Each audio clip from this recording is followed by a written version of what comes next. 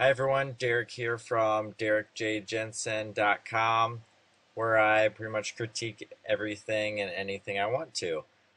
So today I'm going to critique four pretty popular websites, being Engadget, Huffington Post, TechCrunch, and Mashable, and I'm going to try to do this all in 5 minutes. So first looking, you're going to have to really follow my mouse here. So first looking at Engadget, and actually every website I'm going to point out the positives and negatives. Positives first, then negatives.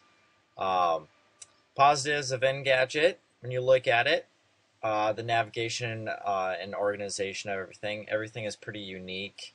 You got different topics and stuff here.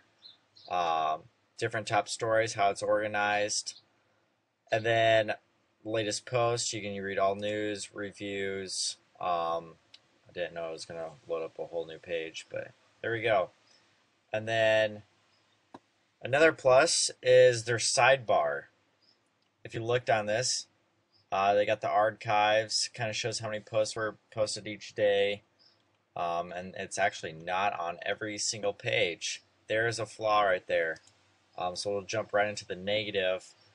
Not everything on the home page is on each individual page. That might be because their sidebar is tremendously long, but they got a lot of good stuff here. They got different stuff, what's been talked about on Twitter, what's on their different channels, what's most commented on Facebook, then even downloading their specific apps for Engadget, and it just keeps going. Ask Engadget stuff.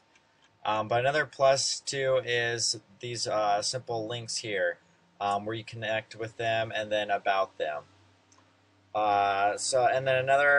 So besides lots of scrolling happening with this page, another negative would be this ad placement. Kind of distracts you from their true header. Their header could be farther up, and then you could start seeing, the first latest post. So now we'll go into Huffington Post. What's really unique about theirs is it's very simple and basic. It's like HTML style, and old newspaper. Um, but they do have one of the strongest communities I've seen just by seeing the number of comments that they have. I mean, you'll see 1,000 comments, 900 comments. It's not really. I mean, you probably won't see many articles below 50 comments. And that just tells you that they're really striving to connect with different communities. And they allowed that to integrate Facebook, Twitter, and Yahoo, and many other different communities in here. So they really have developed that into their site, which I think is a plus.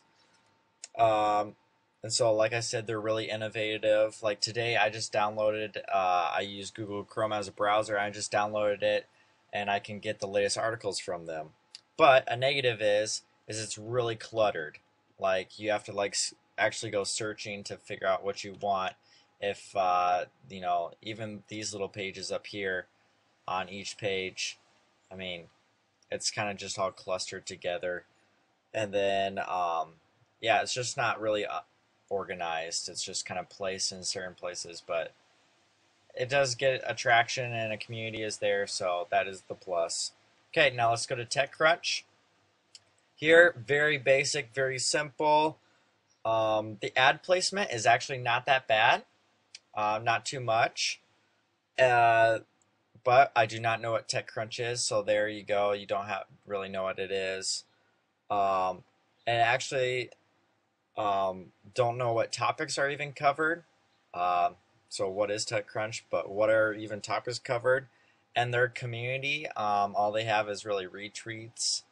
They don't have a community, especially like Huffington Post does have. Now, lastly, we'll go to Mashable, one of my favorite sites I always usually go to. A big thing I like here is that they have a way, okay, how am I going to connect with you, since they are the social media guide, maybe more information about them. But they have a very cluttered sidebar with no really main purpose.